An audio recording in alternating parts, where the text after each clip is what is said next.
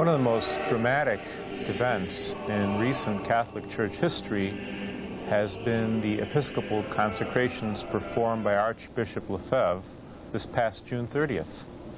In open defiance of John Paul II, Archbishop Lefebvre consecrated 4 traditional bishops. I'm Julius Smetona. This is what Catholics believe. This event has been carried in all the major media throughout the world. Archbishop Lefebvre has been branded as a rebel. He has been branded as disobedient. He has been accused of creating the first schism in the Roman Catholic Church since 1870, when the old Catholics were excommunicated. But the major media have just scratched the surface of a much deeper story. Archbishop Lefebvre, for the last 10 years, has been questioning the legitimacy of the hierarchy. In August of 1987, he wrote a letter wherein he referred to John Paul II as an antichrist. With us today to discuss this story is Father William Jenkins. Father Jenkins is the pastor of St. Teresa of the Child Jesus Church in Parma, Ohio. He is also the principal of St. Gertrude's School in Cincinnati, Ohio. He was ordained by Archbishop Lefebvre in 1978, but parted ways with him over doctrinal issues in 1983. Father Jenkins, pleasure to have you on What Catholics Believe. Thank you, Julius. It's good to be here. Father, how did it come to pass that you were ordained by Archbishop Lefebvre in 1978? Or rather, how did it come that you became a traditional priest? Well, I'd say my family was always rather conservative, and I had thought from the earliest years that I might be called to the priesthood. My initial inclination was to enroll into a modern Catholic seminary, and I went to a modern Catholic seminary and was so disgusted at what I found. Which was the seminary that you went to?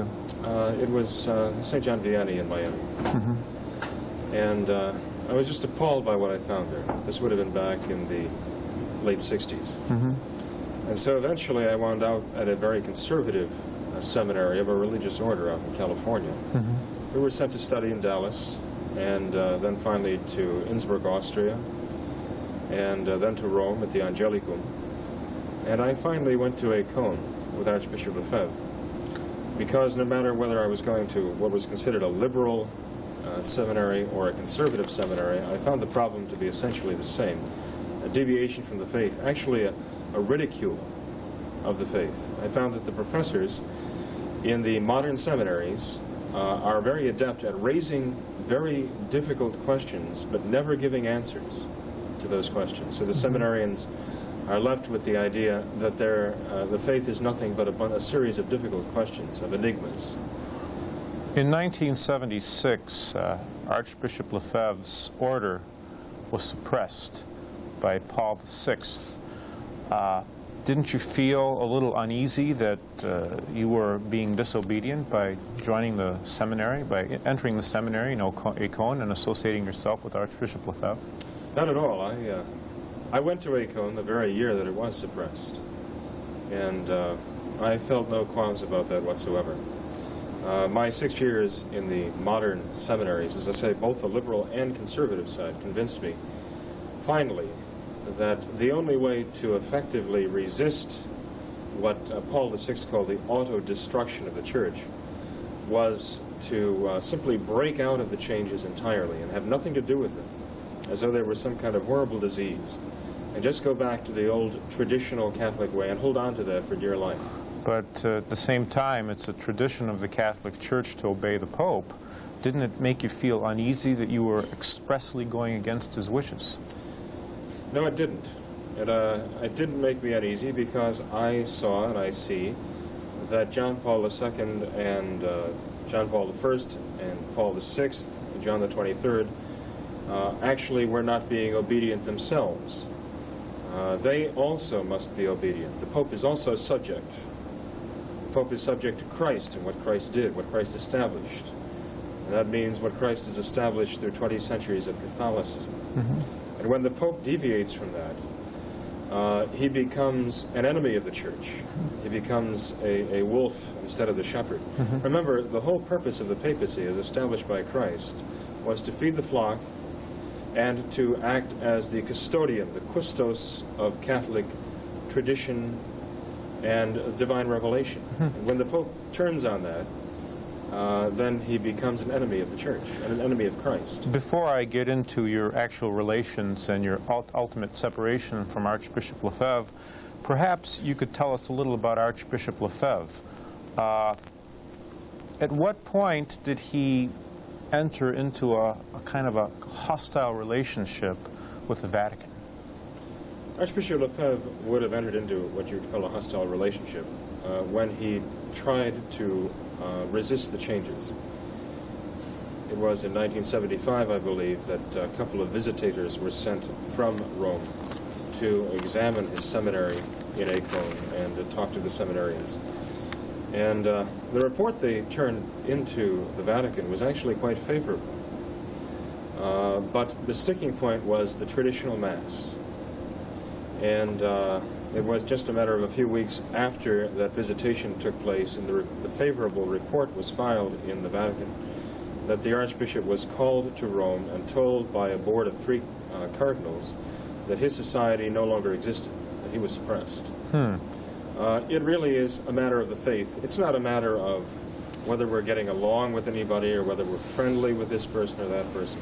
It's a matter of the faith. Archbishop Lefebvre still holds that there is one true faith, and that is the one doctrine that they simply cannot accept anymore. Backtracking a little more, what was the history of Archbishop Lefebvre's fraternity, the Society of St. Pius X, and what led Archbishop Lefebvre to establish it? Well, the Archbishop has had a long history of service to the Church. He was Apostolic Nuncio to all of French-speaking Africa for years, and he himself oversaw the establishment of the modern Episcopal conferences in Africa. He was Superior General of the Holy Ghost Fathers, the great missionary order. He was made the Archbishop of Toul in France, and finally he retired when he saw that he had no more control over those under his charge, when they were going more and more liberal, and he really was not able to follow his own principles of right and wrong, especially to apply the principles of the faith to, let's say, the religious order of which he was a member and of which he was a superior. And so he retired and withdrew from public life. And when was this that he retired? This would have been in the late 60s. Okay. He only emerged from his retreat when a number of seminarians and their families came to him and asked him to recommend a good Catholic seminary. After investigating and finding that there were no seminaries he could recommend because they had all gone liberal and modernist, he was finally convinced to start a pious union and to establish a seminary that would teach the old traditional Catholic way, traditional Catholic religion, and ordain traditional priests. That was in 1970 that he made that establishment. And this was under all the canonical regulations and within the set canonical procedures. He just didn't go out and do it. He was accepted in the Diocese of Fribourg and then in Sion in Switzerland. And it was only in 1976 that permission that had been given to be a diocesan institution, that is within a diocese and under the control of the local bishop. That was the original setup as a pious union. It was only in 1976 that was eventually withdrawn, and the Society of St. Pius X effectively erased from existence by the modern church in Rome. What prompted Archbishop Lefebvre then to ignore this command, to disband the society? Why did he continue?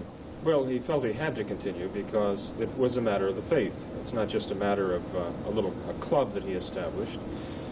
He believed that everything he did was a matter of responsibility that he as a bishop, as a successor of the apostles, had to the Catholic faith, responsibility to Christ, responsibility to the faithful.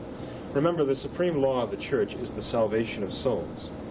And the Archbishop felt compelled, for the sake of the salvation of souls, not to simply allow the world to be consumed with liberalism and modernism, and not to allow the Roman Catholic Church to be replaced by a modernist impostor church. In 1976, there was a letter, or rather a quotation from Archbishop Lefebvre. I'd imagine it was after his order was suppressed, wherein he stated that the post-Vatican II Church, in so many words, is not the Catholic Church. It's a different religion.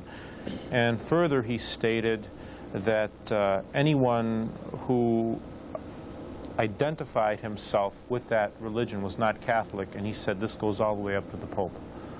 How did that tie in with his whole rationale of continuing this society? Well, that was the whole point. You know, there are people who say that there's absolutely no question about the papacy of John Paul II. But they say the new Mass is no good and we can't go to the new Mass. That's a contradiction. If you are absolutely convinced, and there's no doubt in your mind but that John Paul II is and must be the true successor of Christ, then you must partake of his religion, and you have to go to the new Mass, whether you like it or not. If you cannot go to the new Mass because there is something wrong with it, something so wrong that you can't have anything to do with it, then there must be something wrong with the Pope. There must be something wrong with John Paul II, because that is his Mass. And as a matter of fact, he finds it necessary to excommunicate an archbishop who will not accept that new Mass. Father, moving on, how did it come to pass then that you identified yourself, or you were under Archbishop Lefebvre, who's viewed as the arch-conservative, intransigent foe of Vatican II? How is it that in 1983 you parted ways with him? In 1983, I was told by the Archbishop, indirectly, to leave his priestly society. Now, you at that time were a professor of philosophy at the North American Seminary in Richfield, Connecticut. Yes, that's right. I had been teaching in Archbishop Lefebvre's English-speaking seminary in Connecticut for 5 years at that time. And in 1983, I was summarily dismissed and told to leave, I and 8 other priests. These were all American priests who were removed? Yes, they were. What were the reasons that you were asked summarily dismissed? Well, there were various reasons given, but the true reason is because the other priests and I would not mix the traditional with the modernist, the old way with the new. And Archbishop Lefebvre was not only willing to do that, but was imposing that upon his priests, and we simply would not Well, accept. this seems to be really a striking revelation, because the media, again, has portrayed Archbishop as being absolutely relentless in his opposition, and what you're saying is that that's not the case, that he didn't always maintain a first... What was his position with regard to the Vatican? Because we see in 1976 he was very adamantly opposed. But now you're saying he apparently was even making compromises. In the course of the history of his society, he has vacillated somewhat. Now, his followers would deny that, but it's a matter of record. You just mentioned the quote in which he said this new conciliar church is a schismatic church, and to the extent that anyone adheres to it, he too becomes a schismatic. The Archbishop has made very, very strong statements, but then other times he makes very conciliatory statements as well. So he really has vacillated. He's been torn, and I can understand why, humanly speaking, he would be torn. He has served the Church for so long, it must be extremely difficult for him to suddenly find himself in a position of denouncing those whom he served so well. Only one who worked with him for years could understand the agony he went through. What was Archbishop Lefebvre like? Consecrate these bishops. What was he like as a person? I mean, you had actual personal contact with him. Well, he always impressed one as being very firm when it came to matters of faith, and very affable, cordial when it came to dealing with individuals. I've seen him pat the little ones on the head. He truly is delighted by the innocence and the simplicity of children. He has that in himself, I think. But at the same time, all during this period of time from 1970 until just last June, he has been going through periods of time when he would try to seek an accommodation or some kind of an agreement with those in the Vatican. and then it wouldn't work out, and he would denounce them. But then they would make overtures to him again, and he would go back and try to arrange some kind of an accord with them. Just May 5th, now this is just a couple of months before his consecrations and subsequent so-called excommunication, he reached a tentative theological agreement with John Paul II. Mm-hmm. Now, how is it possible that 1 month he could reach a tentative theological agreement and the next month consecrate 4 bishops and be excommunicated? That shows there's a certain amount of vacillation. Well, even more so, it strikes me that if he referred to John Paul II and all those in the hierarchy as antichrists in August, and in May he's signing an agreement with what he previously called Antichrist, would you then describe yourself as more conservative than even Archbishop Lefebvre? Yes. Well, I would have to qualify that a little bit. The reason why Archbishop Lefebvre asked me and other priests to leave, as I say, is because we would not mix the old and the new. No, I consider that to be more consistent. You know, if you see the changes as a whole from the late 1940s to the late 1960s as one continuous process of corruption, then obviously you can't say, well, I'm going to take the corruption at this point and make that the standard, or I'm going to take this point of the disease and make this my standard of health. You have to go back before the process of destruction began and follow that. And that's what I and the other priests I work with do. We go back to the time before the big names in the changes took over, like Annibale Bonini and Ferdinando Antonelli and Benno Cardinal Gut and those men, before they got their hands on the liturgy, before 1948. And we use exactly the liturgy of the Church before the changes began. Well, this is an interesting point you're making. You're saying that the men who ultimately came up with the new liturgy were first appointed on this commission, which began in 1948, which gradually worked for their ultimate goal. Is that what you're saying? Absolutely. So they were working long before Vatican II. What were some of the early changes? Before I get to that, let me ask you this first. If I understand it correctly, one of the major reasons that you were asked to leave was that you refused to say the Mass of what's known as the Mass of John the 23rd. Is that correct? Maybe in a moment you can explain that to our listeners, but what were the changes that occurred shortly after 1948? Isn't the Latin Mass the Latin Mass and that's it? No, there were a whole series of changes that came up. Most of the changes in the early days were changes in the breviary, which the priests prayed every day. This was very noticeable to the priests long before it was noticeable to the people in the pew. And of course, what it did was promote in the minds of the priests the idea that these changes are good, I like them, because all of the changes made the breviary shorter and simpler. So if you do that for the priests, they'll eventually be cultivated by the changers to the point that they will like and look forward to more and more changes.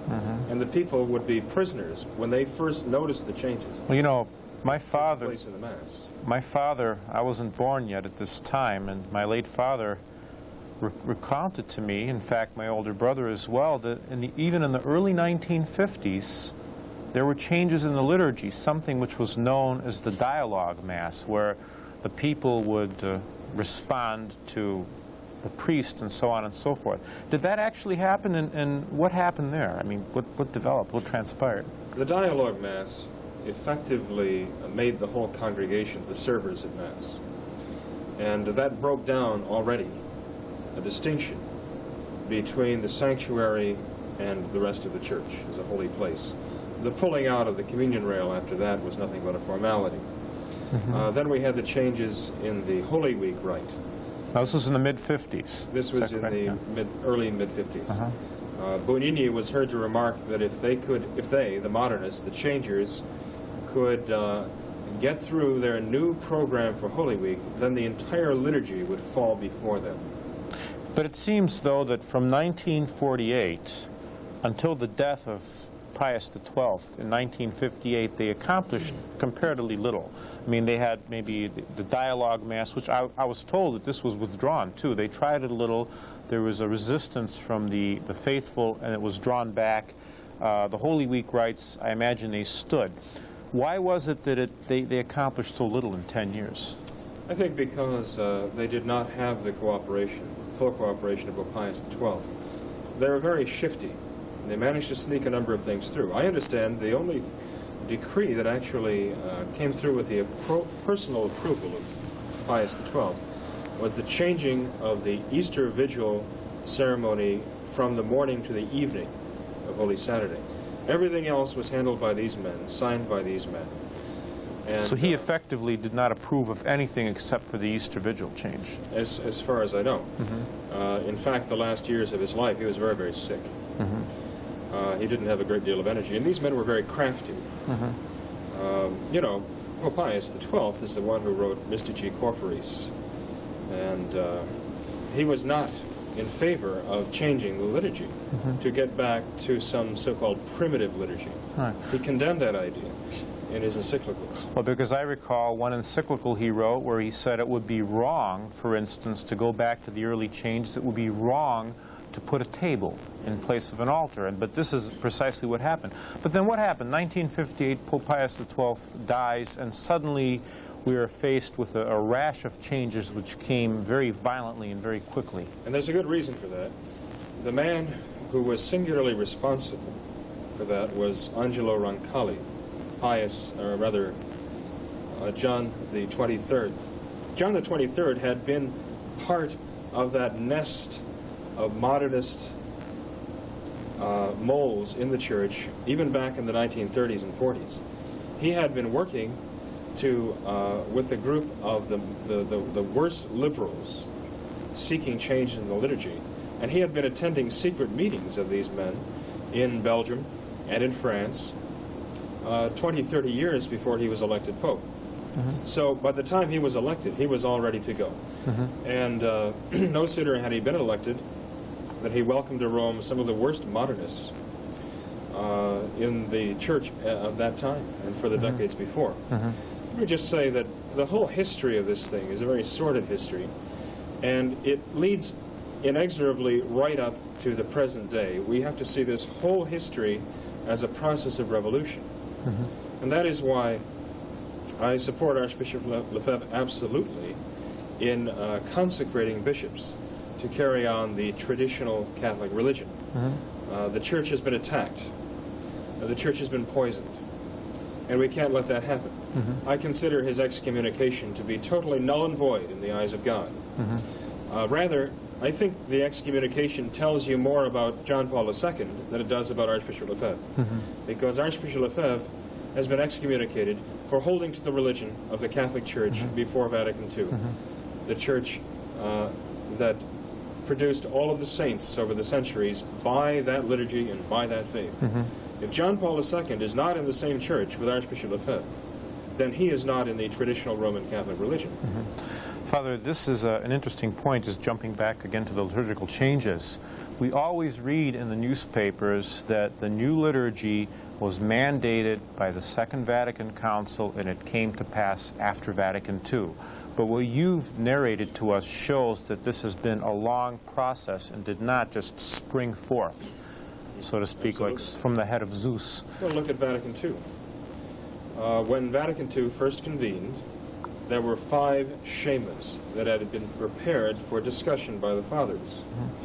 4 of them had been prepared by the official preparatory commission, on which Archbishop Lefebvre sat. He was appointed to that post by John the 23rd. And there was a 5th document that had been prepared by a freelance group of bishops and cardinals and their theologians from Northern Europe, the Rhine countries. Within a week after Vatican II first sat, all 4 of the schemas prepared by the preparatory commission were scrapped. And there was only one schema left for consideration, and that was the one that had been prepared by the liberal revolutionaries. They had firm control of the council from the very beginning. By the way, that was the document on the liturgy. The bitter fruits of that document, which we're reaping right now. The actual issue then or one of the main reasons when you separated was you refused to say the Mass of John the 23rd, if I'm correct. Right. I refuse to mix the traditional Mass with any of the changes. What were the changes? I still follow the old Holy Week ceremonies. We don't have the dialogue Mass at St. Teresa's. I will not use the John the 23rd changes of 1960 or 1962. For example, John the 23rd in 1960 suppressed the servers praying the Confiteor, the I confess to Almighty God, before the priest distributes Holy Communion. Now, see, Archbishop Lefebvre still uses that Confiteor. But if that were to be taken out of the Mass at St. Teresa's, all of our people would notice it right away. They would say, what happened here? The Father forgot something. So that's a change that would be very noticeable. And Archbishop Lefebvre still uses it, even though John the 23rd suppressed it. Father, you know, and I don't want to forget something. We're out of time for today. We will be continuing this next week.